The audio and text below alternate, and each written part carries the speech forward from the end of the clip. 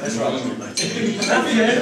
Alright, so I brought a bunch of paper and stuff to be inspired by the chateau, and it has inspired me. And the first one was this morning, Hetty was admiring the boulangerie sacks for the little children. So we kind of came up with the chateau in a very strong, solid line to represent the strong and silent type that John is. Yeah! Hetty with her culinary skills to make us all dessert mates, all having little children, and having appetizers and desserts, and that's really Look at that!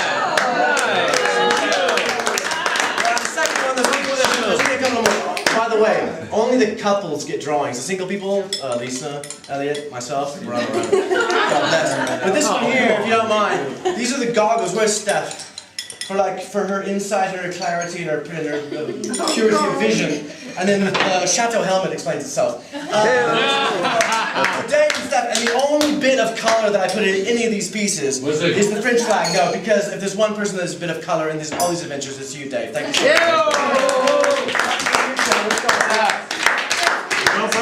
Next one, Matthew, and Kay Stretch Karen. I sat by the pool where I haven't drawn in a decade, and Karen was sitting next to me and I drew and it looked like crap. And I never threw anything away, so I kind of redid it. And it doesn't really look like her, but it looks like my old girlfriend. But it symbolizes the fact that one can find one's dream girl, and you two are an inspiration. The fact that you found your dream girl, and we all shared the chateau together.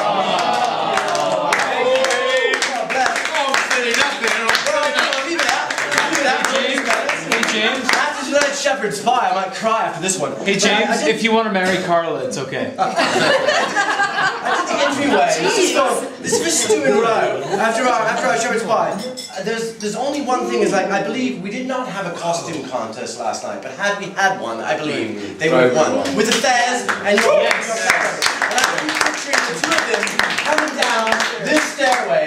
I believe that this speaks for itself. Because he couldn't remember what we fucking look like. Hello, Mr. Kavanaugh. Alright.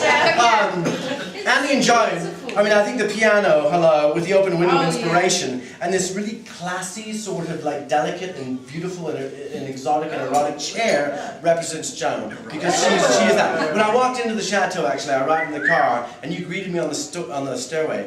I thought you were the owner, darling. So, with that in mind, for you, so continue with the music, there you go. For you. Jim,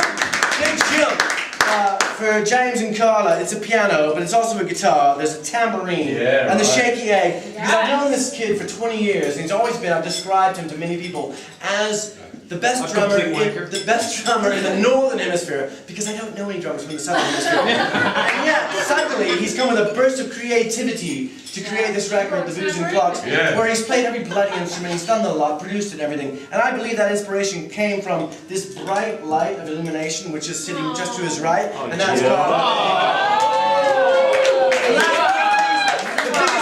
plus grand dessin of the chateau, and I worked on it a little bit. I finalized. I made it less of a sketch into a real drawing, and that's for all of us having fun in the sun at the chateau due to the efforts of Madame and Monsieur Fletcher.